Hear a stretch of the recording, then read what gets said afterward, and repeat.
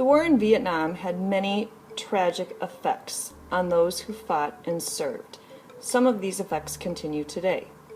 One of them is PTSD, post-traumatic stress disorder. This was suffered by many Vietnam veterans. Approximately 30% of men and 27% of women had PTSD at some point in their life following Vietnam.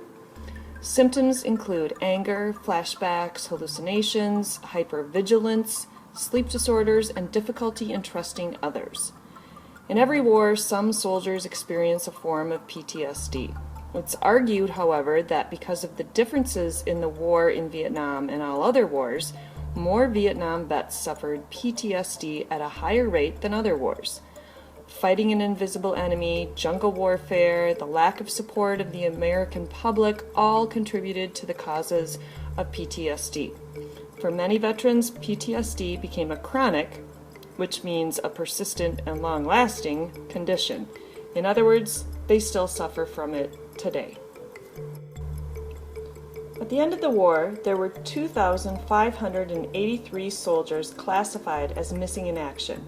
The U.S. government pledged to find all those who were missing. Today, the remains of 1,648 Vietnam vets still have not been found.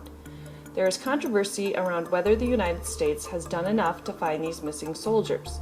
Some say the government has expended too many resources for too long looking for remains, while others say that the government has a responsibility to continue looking to bring closure to families and a respectful burial for our vets.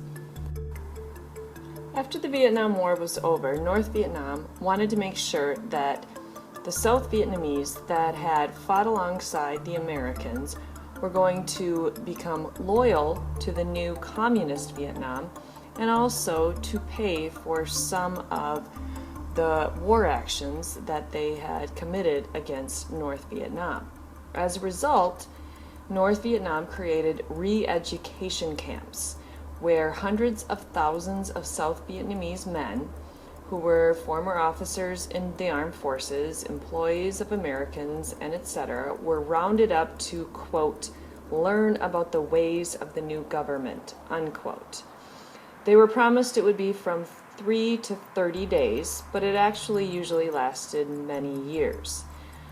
These former soldiers experienced political indoctrination, which means that they were taught that the United States is bad and communism is great. They had forced labor, which was supposedly to teach them to live in society where work is honored. And some prisoners were not actually released until the year 2000.